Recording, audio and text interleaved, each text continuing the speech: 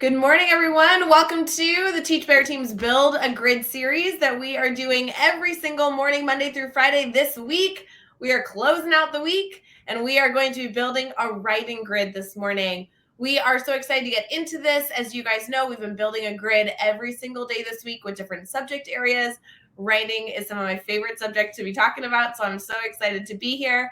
Please make sure you're filling up your coffee. Feel free to grab a notepad if you want to take notes. And I will be sharing all of our stuff on screen. So if you're listening to this after the fact on Teach Better Talk podcast, don't forget you can catch these videos so you can see the whole experience yourself on Facebook, YouTube, Twitter, or Twitch. So and we're saving it in the Academy too. So head over to teachbetteracademy.com and you'll see it there. We're going to be right back with a little intro, and then we'll get started with some of the fun.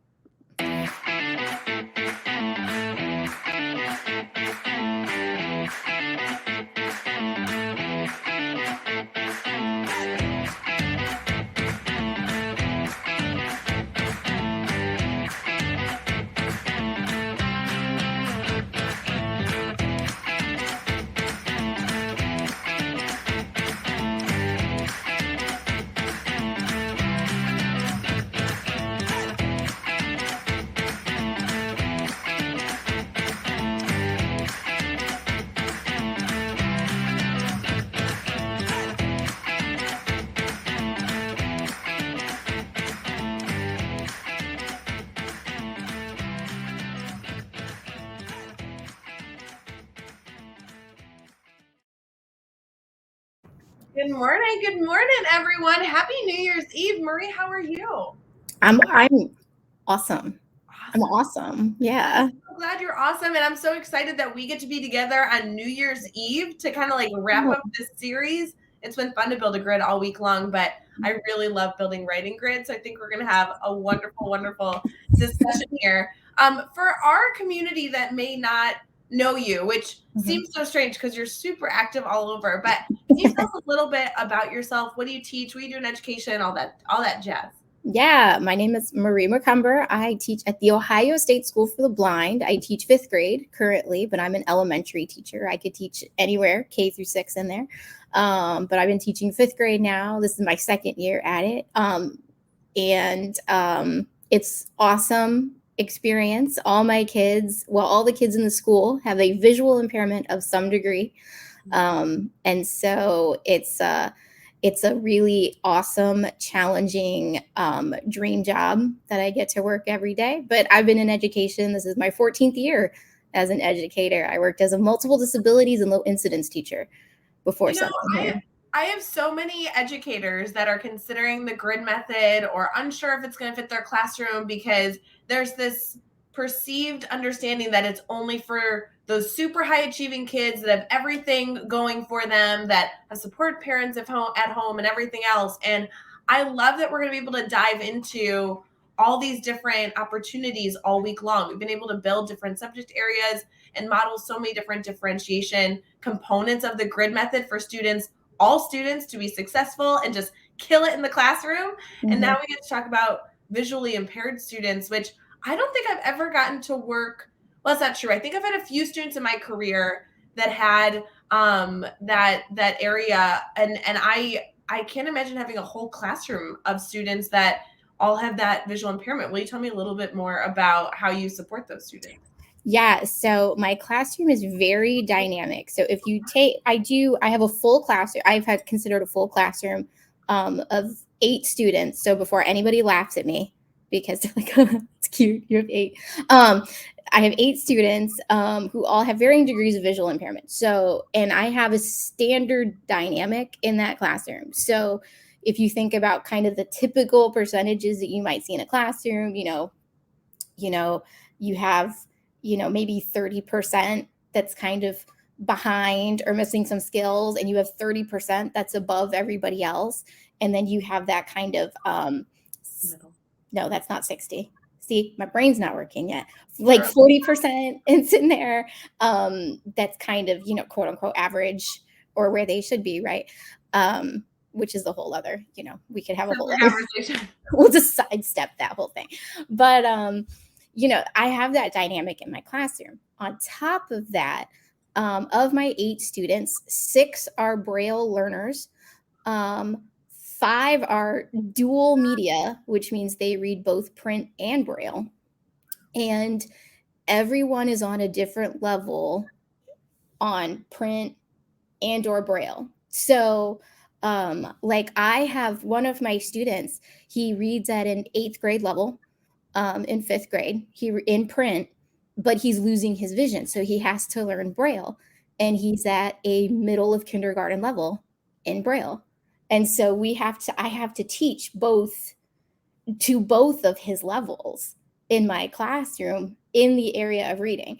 So it's like teaching 2 students in that content area. And to praise the grid, right? When everyone needs to go and watch Liv's reading one, because I was a very much like, I just don't know how this is going to work in my classroom. I've got 8 students and 16 different reading levels. And I'm like, I have no idea how to make this work. And I do a guided reading structure, all this. And I was like, yeah, that makes total sense. It totally works. And I need to redo my reading instruction now. But but that's all about being better, right? Like, I love it. Yeah. You guys all need to go catch Liv's episode. Was earlier this week on Tuesday with the one and only Grid Method creator, Chad Ostrowski. I just feel like every single conversation this week, and I know that we are focusing on a writing grid, which we're going to get to, but Marie, it is interesting. Like, we're obviously the last grid that we're building this week specifically. And as you look through every single morning conversation where we built a grid in a different subject area, had a different focus, a different conversation, and there was something to be learned, whether you do that subject area or not as a classroom teacher. So I've loved Liv's was a perfect example. I think reading grids are some of the most challenging grids for me to build because it wasn't something that I've had years and years and years of practice in my own personal classroom. I only use the grid method in math, science, and writing. And so sometimes building a grid in a subject area that I didn't personally teach is a little bit more challenging. And then I'm watching this grid on Tuesday and I'm like, oh my gosh, I totally get it. Why don't I explain it that way? I've never built a reading grid because, and I love grids and I'm a huge fan of them. And I really think everyone should at least look at this method, and I myself, I was like, it's not going to work for me. I didn't even try. I didn't even try to go there. Right. And so I was watching that and I'm like, yes, this is actually what I need to be doing in order to and because I've always been a huge advocate of exposing our kids with disabilities to grade level standards, not catering to their perceived level. But at least exposing them to what is going on with their typically developing peers.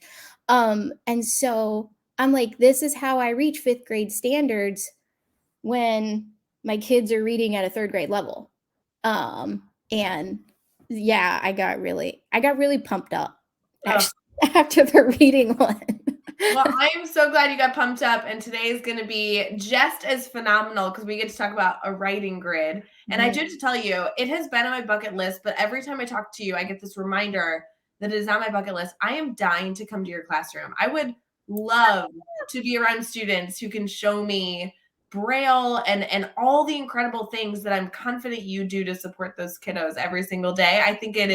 I just think you have the coolest job. I know that we're all educators and like every single educator has something that's incredible about their work, but holy cow, I just have never been exposed to a visually impaired classroom that utilizes Braille. I would love to just be in that environment, soak all that in. I bet there's just so much laughter and so many incredible learning opportunities that students are presented with. So I think it's so cool. We do a lot. I have an open door policy. Now, COVID is not so open door, but we do have an open door policy. I always love to invite people into my classroom, so they can see, blindness and visual impairments is low incidence disability. It's not something you encounter every day. And so there is a lot of preconceived notions, a lot of myths surrounding the disability and the people that have that disability. So yeah, they're regular kids who try to tell me they can't log into Google, but I'm like, I saw your TikTok video last night. So I think you can figure out how to log into Google. Like I love it. I so love it. And that's just kids, right? Like every single classroom Mhm. has had that problem. That's just kids. I love this. So this morning we get to do a writing grid, and I want to know a little bit about you as a writing teacher before we get started. You actually have done a ton of work ahead of time. So I'm going to share my screen in a few minutes. We'll be able to kind of dive into what you're working with and kind of where we're headed. But why writing? Why is that an area that you want to use the grid for? So I am a writer. I consider myself a writer. But I was a little bit at a loss on how to teach writing at kind of a higher level, basically more than, teaching children how to string together sentences and paragraphs on maybe, say, an AAC device, and different ways of doing that. So, when I got fifth grade, I was really excited, but I was very intimidated because I'm like, I don't know how to teach writing. um, so I bought a curriculum, which is units of study, which it's probably 50-50 people are familiar with it. Units of study is a pretty rigorous curriculum, honestly, but it's very scaffolded and straightforward. I used it at a previous school when I supported a teacher in the classroom. And so I bought it because it was the one I was familiar with, honestly. And I saw really cool results from kids writing. The issue I've run into, though, is that an area of growth for myself is I really want to understand fifth grade standards better. As a intervention specialist, especially in multiple disabilities, you tend to look at the standards in this bigger umbrella, this more vertical space, instead of focusing right here. And I still look at it, I still like to do a fourth and sixth to see the vertical alignment of it. However, as an intervention specialist, you're not expected to be a master of the standards. You are to have a knowledge of the standards, but you are to be a master of accommodating and modifying them, and gaining access. So my growth this year, I really wanted to be like, I really want to learn these standards and understand them. And so my goal for myself was to create more standards-based teaching and standards-based grading. Yeah. And for me, I honestly, building the writing grid was really appealing to me because I'm like, oh, writing is so huge. It's so huge, right? Because the end product is write something, like Yeah. write a narrative, write an opinion piece. And the biggest one, and I chose this one because I'm like, this is the biggest one for my kids. Write, basically a nonfiction, research something and write about it. Yeah. And my kids come in and they kind of give me a blank stare, right? All of them are behind in writing, due to their visual impairment. All of them are behind in their writing. So getting them to create a fifth grade level piece is a really big ask of them. Not when I don't think it's unattainable. And I always tell them that. I said, you can do this.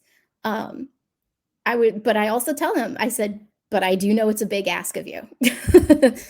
And Well, so, and let's look at these standards, because I know you've gone through why you chose this section. Tell me a little bit, because as we're looking here, and I know we're sharing our screen now, you did such a wonderful job. You chose standards that you really felt like were our main standards. You labeled them as main, and then you have related standards here, which that is so appropriate for a writing grid. So yeah. tell me a little bit about what these standards are asking of our students. Yeah. So the main one is writing an informative explanatory text Mhm. to examine a topic. And, in all that, it's introducing a topic, grouping your information logically, linking ideas, using vocabulary, provide a concluding statement to it, um, which is huge. I know as an adult, if somebody asked me to do that like right now, I might be like, okay. Yeah. Uh, I'm asking like 10 through 12-year-olds to do that.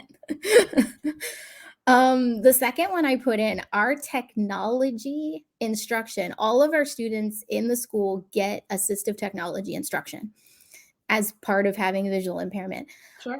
So our technology instruction is actually infused in our writing time. Sure. Um, and so another main standard, because it occurs at the same time, is using technology, which does relate also to do research, Sure. to publish writing. All of our writing is done in Google Classroom, in Google Docs, and for all of our students, Braille and print. And so putting that technology piece in there, and then conduct short research projects, which in order to do an informative writing, you have to do a short research project Yep. to put it in there. And so then the related standards are the things we hit every time we work on writing. Yep. Producing clear and coherent writing, develop and strengthen writing is needed, and recalling relevant information from experiences.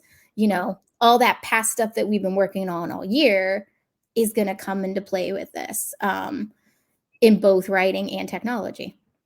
And so, as you chose these standards, which I think work together beautifully, I love that we are able to model a grid that has so many different pieces. You, by saying that these are the main standards, are really going to focus on these, but you might also evaluate these as you go, which is really important for you to acknowledge that these are going to be incorporated into the space that we're working within. Mhm. You then went through and you looked at targets, and I love that you created your targets already. I think that was so wonderful. I want to go through these, but as we look at our standards right before we get into our targets, especially the main standards, where do we feel like these are falling on our level of DOK? And the reason I always like to focus on that right off the bat with a standard is when we know where that minimum expectation is, where is our grid?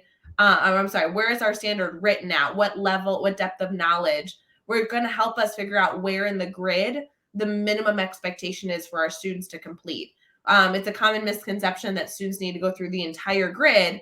That doesn't actually provide the differentiation we're looking for. What we want to do is we want to identify the depth of knowledge of the standard, and then that level is essentially where our minimum hope is that our students can get to so they can meet the standard that we are working towards. Anything above that would be enrichment. Anything below that would be scaffolding towards learning. So, Mhm. or scaffolding towards mastery. So tell me a little bit about where these standards fall.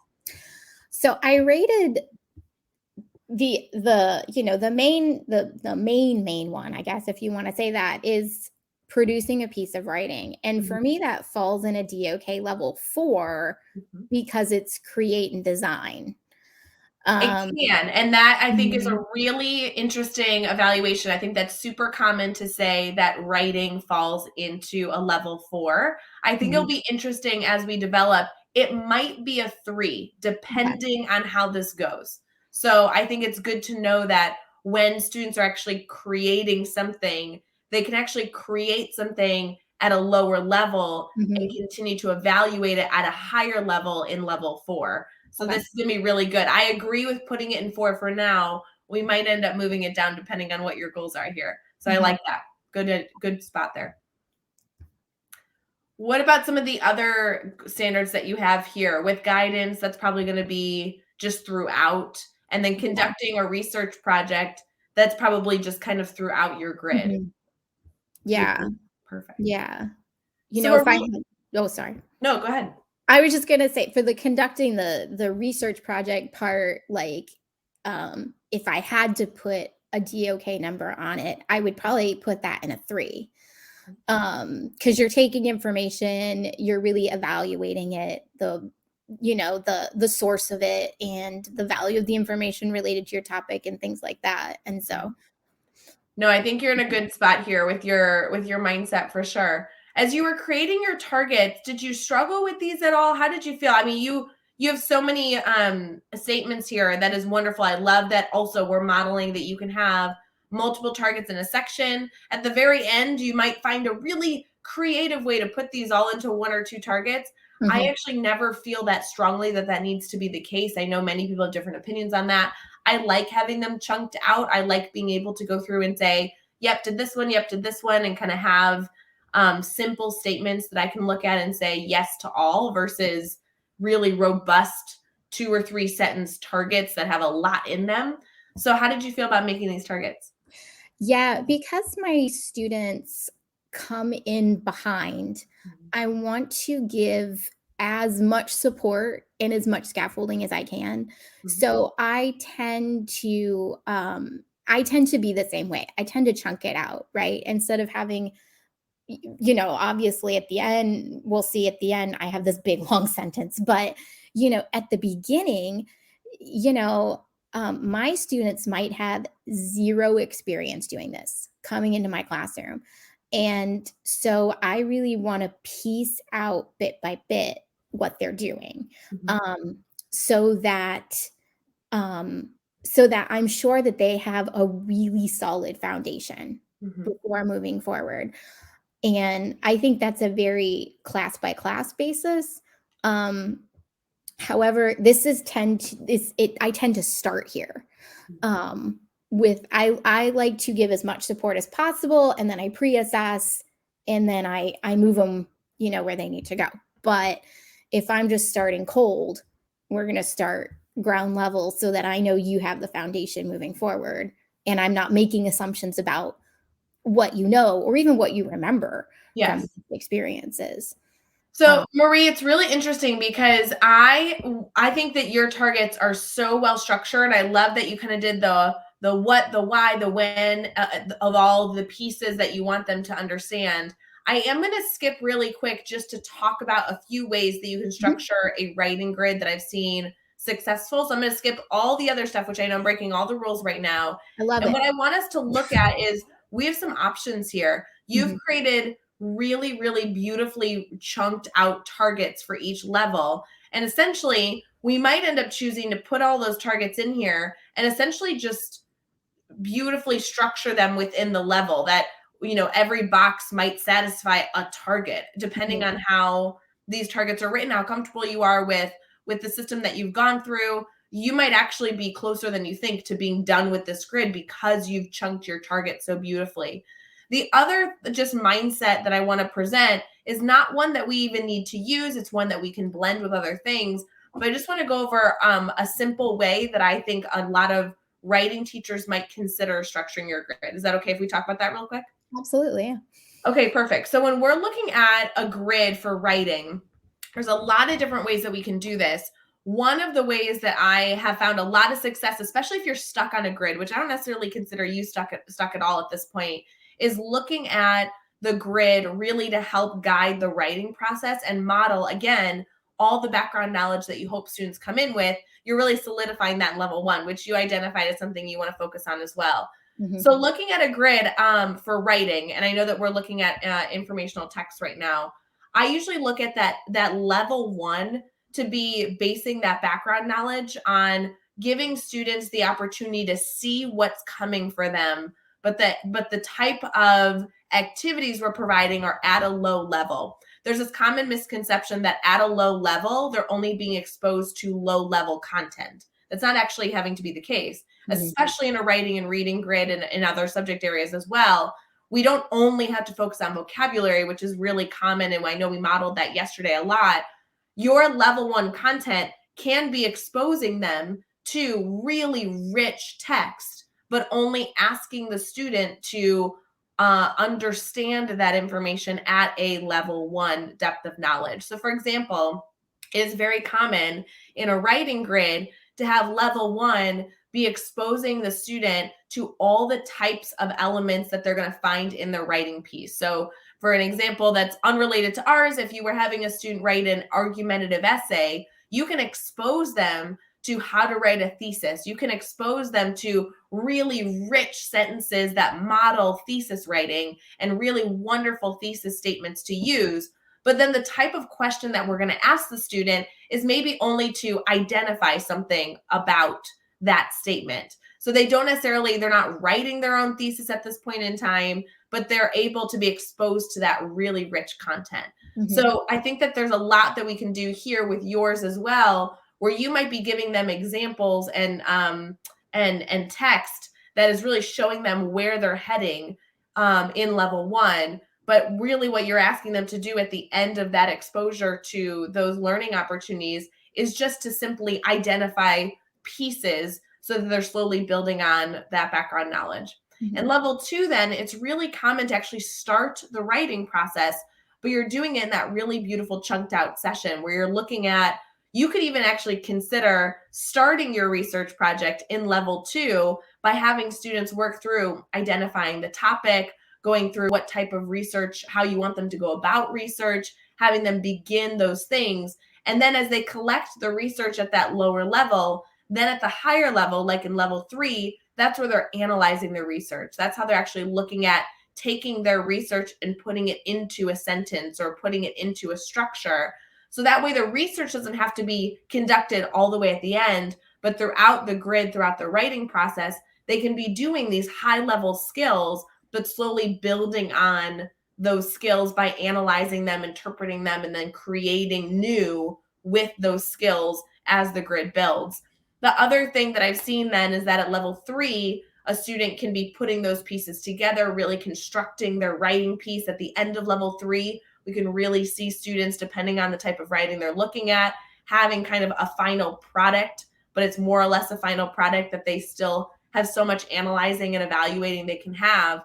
And then level 4 is very common to have if you're looking at peer editing. That's a really beautiful thing to look at in level 4 because they've not only created something, but now they're analyzing it, they're giving feedback on it, and they're making adjustments to it, which is a really higher level as well. So depending on how we want to do this, I just want to go through that because if you have anybody listening right now that is not necessarily looking at an informative writing piece or anything else, that rule of thumb is just a simple format that we can structure our grids in at any type of level for a writing grid to kind of see that writing progression, which does allow for our students to possibly meet those minimum expectations at the end of level 3, but then really get into the deep element of writing, of diving into the content and really maybe even evaluating other people's work at that level 4, which is again at a higher level of that reflection. So depending on where we're headed, I just wanted to give us that perspective for sure. As now we are change everything. Oh, go ahead. What were you saying? I said now I want to change everything. Well, and I think it's interesting. We just might end up changing some of your targets purely not because your targets are in any way incorrect, but because you might end up deciding that other targets might exist in other spaces. So looking at your targets, I'd love to go through some of the work that you've done. It looks like in this first section, you're using the word identify a lot, which again is very similar to what I was talking about. But just because a student is identifying something doesn't mean you're not exposing them to more. They just are identifying when you're looking at what you're actually asking them to do with the material, which I really like in your targets here. I can identify what a research or explanatory essay is. That is a great target. That doesn't mean that you're just giving them a simple prompt to be able to do that. You can get really deep within that in that first section. But then at the very end, when you're looking to evaluate the student's understanding, again, you're just asking them to identify what that is, which is a really great prompt for us to work with in that first level. When you're looking at your targets for level 2 and level 3, we're seeing our vocabulary change in our targets. You're getting into explain and summarize and compare. I think these targets are going to work for us really well as we build our grid. We just might end up tweaking things just slightly as we go. As we grab these, I would love to see you copy and paste your targets below in our grid. We're going to skip our questions for now. And I think we're going to go back to those. I think it might be good with your targets to actually put them right into the grid and get working. Do you want to copy and paste your targets into your sections here? And we can start looking at how you might want to structure this? Yeah. Awesome. We're seeing some good comments so far. Sorry, guys, I'm going to review those as she's copying and pasting. Alex is saying, Ray, your scaffolding support. Oh, see, I'm glad that I can help. He's looking to hopefully set a goal to do a PD grid. Alex, I see this done all the time. I'd love to see you design a PD grid. That could be a really, really good option for your staff. Brianne is noting that peer review could be in your grid. Absolutely. It's a great higher level thing that you can actually model throughout, but really ask for that rich peer feedback at level 4. You can actually incorporate peer feedback in any level of the grid. Again, when we talk about depth of knowledge, it does not mean that you're not exposing the students to the information. It just means that the type of questions you're asking the student once they've been exposed to that information is at the level we're working on. So you can actually have students work with a peer process of reviewing content, but not actually ask the student to fully create a feedback element that is at that higher level when you're at those lower level concepts. So for example, you can have a student model what peer review looks like and then give them options to simply choose from for their feedback. And again, that is at a lower level because they don't have to create the type of work they're looking at. So I see that you've posted in your targets. Let's start with level 1 here. Looking at your targets, I can identify what the pieces of writing are. Sorry, I'm just lost. Here we go. Perfect. Sorry. Good. I can identify why is a really cool why we write research. I love that. Identify when we need to use this. Identify that research is the same as nonfiction text and reading. Perfect. And identify an introduction, conclusion, and thesis statement in research. So it's interesting. You have a lot here, and I think all of this is going to beautifully fit in level 1. We might need to add some boxes because the way that you've changed your targets, I think, can be the way that you chunk it within your grid.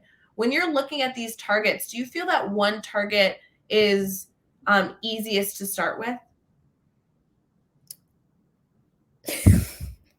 Probably the what. Probably the what. I agree. Because this will be the last type of writing I introduce before we go back. Because I do narrative, argumentative, informative, and then I go back to narrative at the end again. Sure. And so I think hopefully at this point they can pick it out of a of a lineup. So I agree. And I think we noted this yesterday, and I know, Marie, that you may not have tuned in yesterday, so I do want to go into this as well. When we think about structuring our learning opportunities, Chad did a wonderful job earlier this week modeling a great way to structure each square, right? Each box is kind of what we're talking about right now. I brought in yesterday a different way that I like to think of each box, and this really has to do with how teachers naturally design their daily lesson planning without the grid. So just for the sake of our conversation, I want to use that model again, just for our friends that maybe didn't watch yesterday, but have watched other grid building this week. I just want to model different ways of teachers being able to structure those boxes, those learning opportunities. So what we said yesterday, Marie, is that we're going to keep this level 1A title right there, but then I'm going to delete the words that are in here that says need and assessment. Instead, I'd like us to think about a 3-part structure where we introduce an idea, where we practice that idea, and then we evaluate the idea. I love that. This is how I like to structure my squares. It's not actually different from how Chad likes to do it, but it's a different mindset as we look at those 3 pieces. That allows us to say, okay, at the very top of every single box, we're exposing our students to something new. And then as we expose them to something new, we're going to have them practice or engage in some way with that idea. And then at the end, we're going to confirm in some way, some sort of quick check or opportunity, we're going to confirm understanding. And that's where we get into students only moving on when they have that understanding.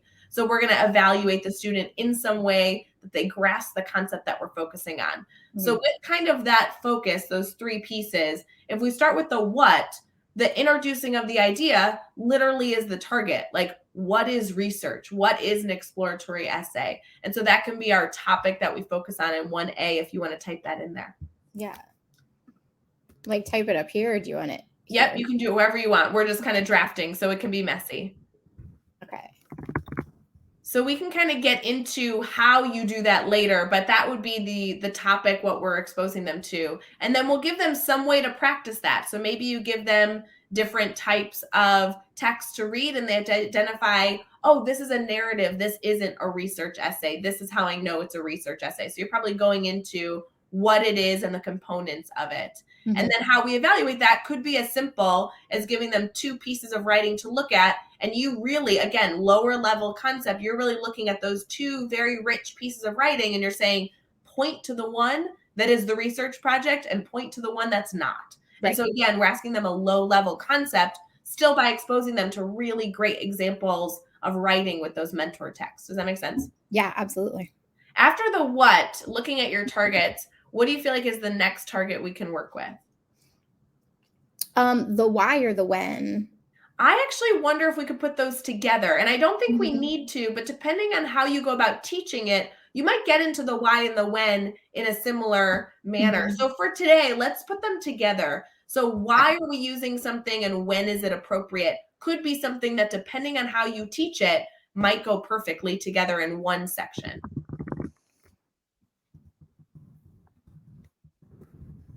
Good. Why do we use it? And when do we use it? Perfect. I kind of feel like those might go together. And again, using the same format, we'll introduce that, they'll engage with that content in some way, and then we'll evaluate if they understand that piece. Okay, we've gone through the what, the why, and the when. What's next on our target list that we might want to take on? Oh, that they are the same as nonfiction text, connecting it to the reading that they're doing as well. Yes. Do you think that can go in a section we've already done, or do you think that would be an important section to leave separate and have kind of teach that in isolation? It's funny because I went either way on that. Actually, when I wrote that I can statement, because I'm like, I feel like it's redundant, but at the same time, sometimes if we don't explicitly come out and be like, hey, this is the same as the book you're reading, they might actually completely miss that. Yeah. And I agree with it being a separate target because of that. And I think that you can evaluate that as we go. That's going to be really important. I think that might be able to go with your what. Okay. It doesn't need to be something that we put there. We can have it be separate. So depending on, what you're looking for, but it could go there because as you model what it is, you might be relating it to other pieces of writing they've read, which is going to allow them to see those connections. I think it's important as a separate target because you're allowing them to see, you're actually giving yourself a focus to make sure that you talk about it with students, which is really important. I think that's a knowing your class situation. Yeah. Most definitely, Yeah, your other target in here says identify an introduction, conclusion, thesis statement, and research. Yep, for your essay. I actually would break this section up into maybe a few different learning opportunities. So I would actually have them identify an introduction and a conclusion together, and then I would do a thesis statement separate because, again, we're really exposing them to really rich introductions, rich conclusions, and rich thesis statements. That's a lot to go through in one learning opportunity. Thinking on that was that this should be a review target. Yeah. Because we've really introduced and practiced it a lot in the argumentative essay. True. However, no, I do agree with you though. So I would put your introduction conclusion together because those are going to have similar characteristics, especially since it's a review. And then to be honest, I never feel like I need an end. That's not necessarily true. I guess it might be appropriate. And this is a decision for a writing teacher, class by class. Writing teachers might want to have an evaluation at the end of the level to make sure they understood the whole thing. Or depending on how you're building on your skills, you may not feel like you need a level 1 end of level evaluation. You might feel like you're getting that throughout the writing process. So either we want to add a column here so that we can fit in the thesis in a separate space in our level 1 grid, or we can just include it in 1D and not have that end of level 1 evaluation. Where do you feel like you're falling today? My feeling for this particular one was, I was like, I don't really feel like, I think I'm getting it throughout. Like, Yes. I think I'm just kind of checking boxes right now. Perfect. Okay, good, you have it. Good, you have it. And I don't know that I really need a kind of a wrap up to that Perfect. level necessarily. No, I totally agree. So what I would do is I would reformat this 1D to look like your 1C, where you're going to go over the thesis, and that will be the last thing in your level 1 is giving them, again, kind of modeling the introduction, conclusion in 1C, and then getting into the thesis in 1D. So they have this full now understanding of what a research concept is and what's included. Good. How do you feel about this level 1? I love it. I feel Okay. great. Good.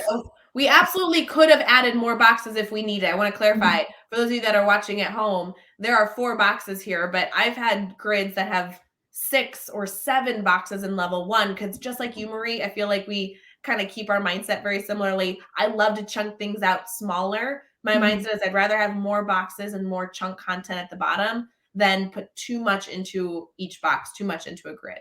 Yeah. So Yeah. we absolutely can go back if you feel like going back and wanting to break these apart a little bit more is appropriate. You absolutely can do that later.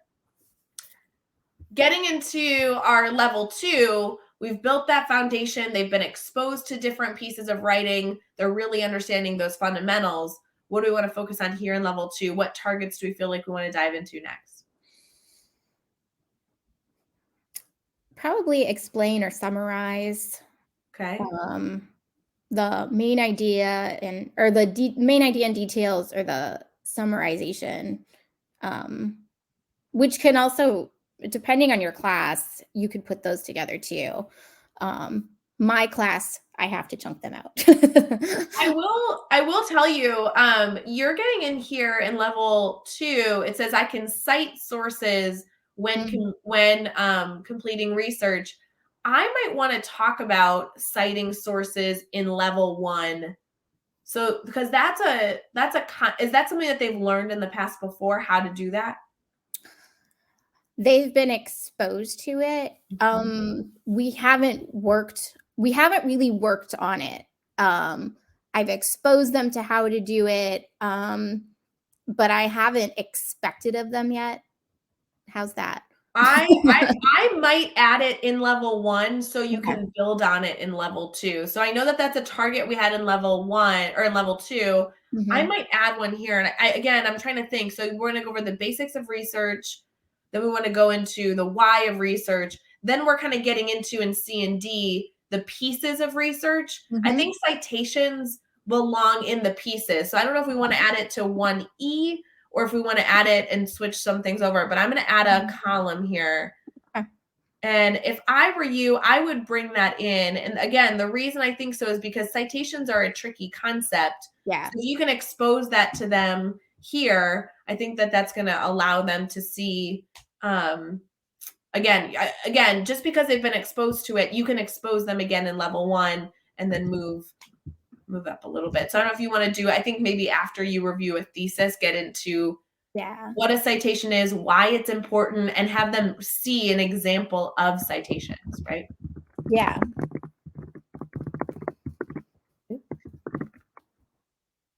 Good. Because again, we're more or less modeling what it looks like, how it's used, and then you're just not asking them to do a citation yet, but they can still point to citations and read a paragraph and tell you where in the paragraph they utilized a citation, right? But just by simply identifying where it exists, this would be a great, and I know you have so many different ways that you would evaluate your students, but for my students, this would be where I give them a paragraph and they have to use a highlighting tool to show me that they can identify a citation in a paragraph. that really is giving us that core fundamental before they get into writing it themselves. So now as we get into our level 2, you could choose to either continue with that citation concept and have them do a little bit more with it, or they can get into some of these other targets. So I just felt like that was a background knowledge piece we wanted to add. Where do you feel like you want to get into for level 2 now that we're back to level 2? Well, I do like that idea of bridging it, like the citation, like between 1 and 2. I think it's going to be, even though they've been exposed to it and they've practiced it a little bit, I think really expecting it of them now is going to be very difficult. And working on that as much as we can, I think would be a really smart thing to help scaffold that more. I think so too. And depending again on how you introduce the idea and have them engage with the idea, you're just leveling up that concept by saying, okay, now that you've identified it, let's get into like looking at this content, applying it a little bit in level 2. So I agree. Let's bring your citation into 2A. Okay. Content specific vocabulary is on here. Perfect. So I think you can still have kept your target in level 2 about citations, just so you know. Because I think that you had brought it down to level 1. We can still keep it as a target in level 2 as well. We'll just do it at a deeper level. Yeah. And then vocabulary, explain how details support the main idea, and then summarizing. So I think I agree. I think you had said this earlier, getting into some of that summarizing, or I think I would do summarizing before details, right? Yeah. Okay. Yeah, I would, from those citations, I think moving into summarizing is a very natural flow. I agree. And again, as we're getting into these pieces, you can still be teaching these concepts and having them do some of this work themselves. So as we go through, we might have them identify their research topic in level 2 as we get there, but these are important pieces to do first. And then explain how details supporting the main idea of nonfiction piece of writing. I think that's a great natural movement. And then you have here, I can use specific content vocabulary in a different way. What do you mean by that, Target? So I was thinking about not just identifying vocabulary and defining it. My students do that all the time. I was thinking about, okay, so if they know vocabulary, I was trying to think about how do I approach this at a higher level, right? Well, the higher level of that is, okay, I know it, I can identify it. Okay, how do I, to make sure that my students really know the vocabulary, I have them use it in a different way. So sometimes it's simply like, okay, we'll take that word and use it in a different sentence. Sure. Or sometimes I'll give them sentences in a word bank of the vocabulary words that we've been working on. I do this a lot in social studies, where I'll take a different word or a different sentence than where we've used it as an example, and have them plug it in to the sentence as well. So is this something that you feel like you can sprinkle into this in multiple different areas of the grid, or do you want to have one specific focus section on this target? I'd like to have a specific focus on this target just because vocabulary, this is actually reaching into like reading and other content areas. Yeah. And vocabulary is so crucial to fluency and comprehension. Right. And so I think having a focus on it in my classroom, having a focus on building vocabulary is really important. Perfect. So when we're looking at building vocabulary, do you want that to be after they've summarized, after they're getting into understanding that main idea, or does that even come maybe before summarizing? And you do that maybe between the citation? Where do you feel like that best fits, depending on how we can always move these things around later too. Yeah. It probably does fit before summarizing. I would probably shift B and C over 1 and probably fit that after the citation, only because I think that it's going to be a very natural flow, kind of getting into the pieces again, the pieces of the writing, and then really getting into putting it all together like the meat and potatoes of what we're talking about. And we can always switch these up later. I'm just thinking through your flow of kind of Yeah. the concepts. Mm-hmm. I wonder if at the end of level 2, because you've exposed them to so many examples of writing, we've been asking them to engage with this writing as we continue to bring those in, build on those fundamentals. Now they're actually getting into applying some of those pieces.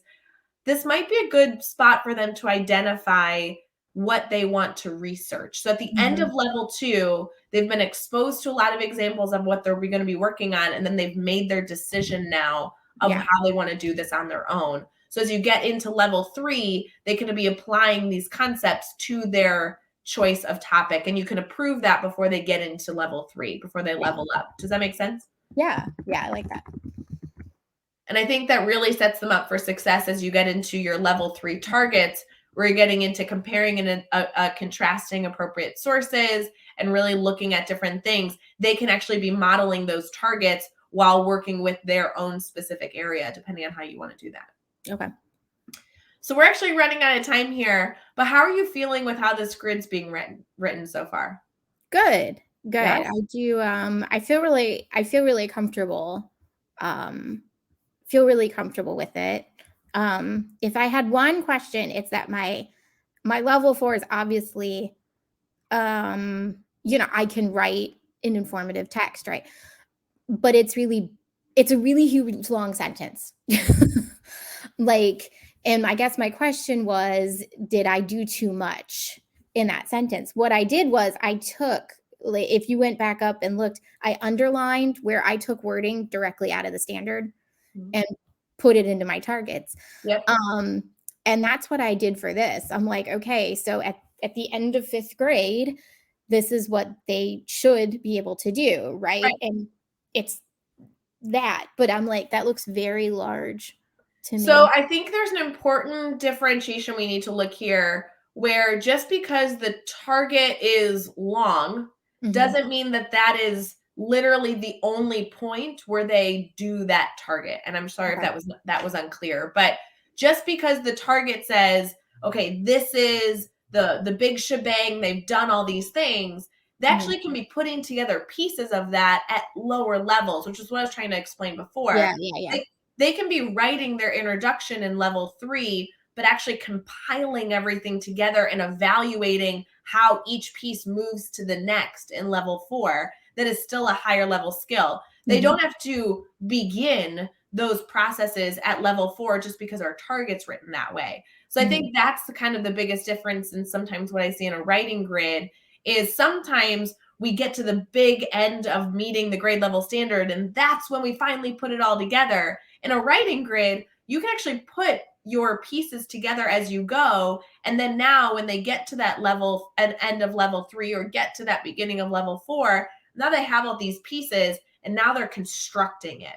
And so just because they're constructing it doesn't mean that they don't have those pieces already solidified for them, which is looking at your grid. I am seeing a lot of work needing to be done in level 3, where they take their research concept and they're really putting these pieces together. I really see in level 4, especially with that long target, you're going to hand them essentially their puzzle pieces that they've already created, and you're going to be asking them to click those puzzle pieces together in level 4. Okay.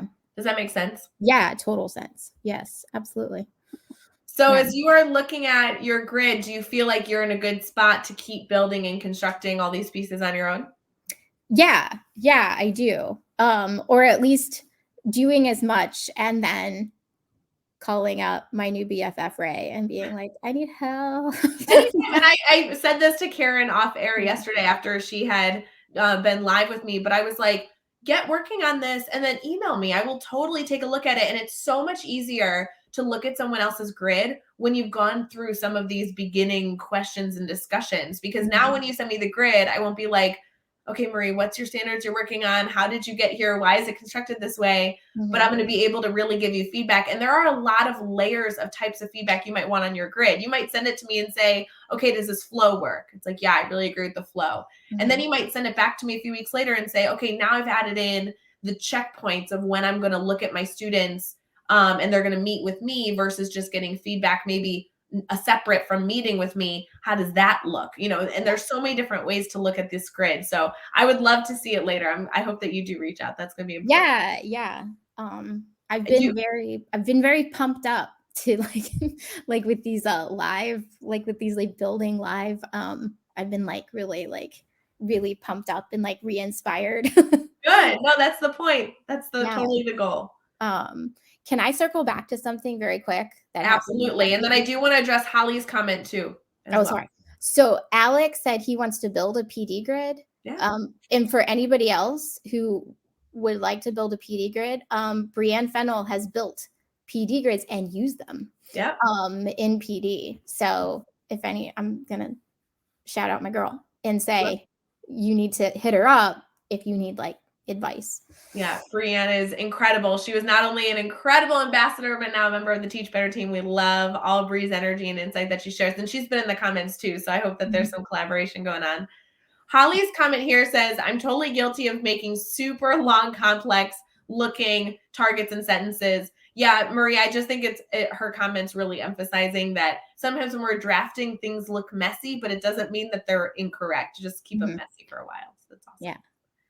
Marie, I do want to thank you for joining our Build a Grid. I know I feel like we kind of ran out of time, but I think that we got some really good discussion going in that level 1, level 2, and set you up for success for level 3. So I'm so excited to see what your grid looks like. And I really appreciate you coming live to talk shop with me about writing. Absolutely. Thank you so much for having me. I really appreciate the opportunity to like work on this in real time, and bounce ideas off of somebody else like while I'm doing it. And so helpful. I love it. I'm so glad that you chose to come live. For everybody else, it is New Year's Eve. And while I'm so appreciative that you were here with us, we also want to wish you a wonderful, wonderful evening of celebration and beginning of 2022. As a reminder, every single session that we've had all week for our Build a Grid series, which was Monday through Friday, this week specifically, in place of our daily drop-in, you can catch the audio over on Teach Better Talk podcast, just like normal.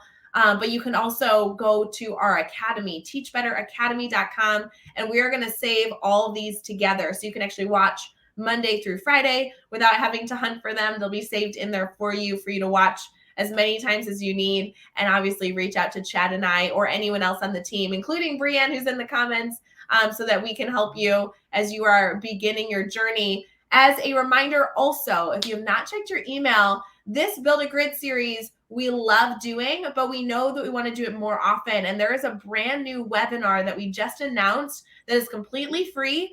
And it's going to be focusing on the first 5 steps to building your grid. If you are somebody who's looking to start with the grid method, if you liked this Build a Grid series, that webinar might be a really good option for you. You can register for that over at teachbetter.com/grid webinar, teachbetter.com/grid webinar. You can register, again, completely free. It's a few hours Q&A with the one and only Chad Ershowski on January 14th.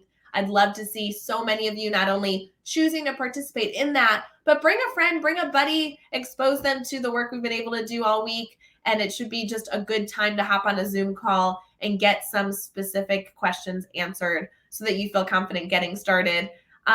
Marie, I want to thank you again for joining us bright and early. And hopefully for everybody else, everybody joins us on Monday as we kick off 2022 together Monday morning for Daily Drop-In, just like normal, returning on Mondays through Friday at 7 a.m. Eastern. So it's been a blast. But again, Marie, thank you so much for taking the time with me. Absolutely. All right. For everybody, Happy New Year. We will see you a little later. Happy New Year. Thank you for all that you do. I know it's been a hell of a year, but it's going to be even better. And we are so appreciative of our incredible family and community. So thank you for all that you do. Happy New Year. We'll see you later, friends.